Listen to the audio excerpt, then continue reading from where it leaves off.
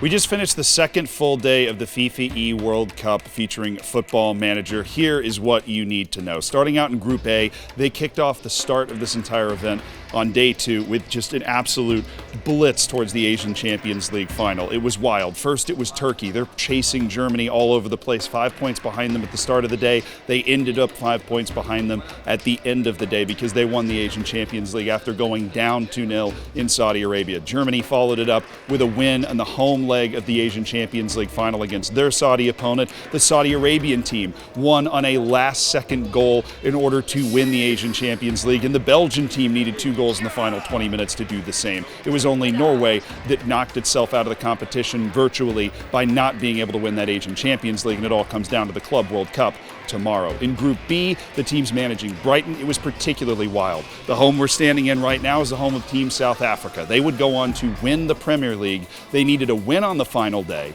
except they didn't get it. They lost.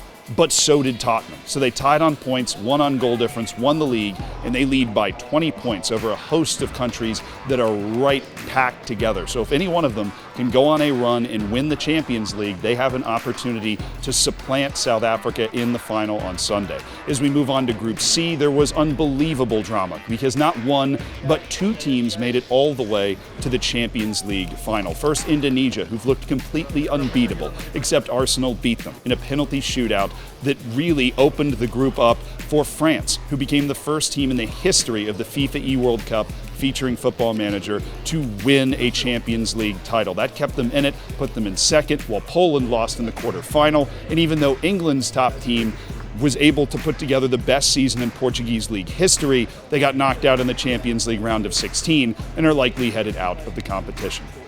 That brings us to Group D, where it is completely wide open. There are 4 teams that are within 10 points of each other going into the final day, including one team from the host nation, England. They might be at the top. Lithuania is about to get 5 points at the start of the next round. That might have them on top, and it really all might come down to who can avoid an upset in Croatia's cup and who is able to make the deepest run in the Champions League come tomorrow. But what we know for sure is we have absolutely no idea what is going to happen on the final group stage day from this FIFAe World Cup featuring Football Manager.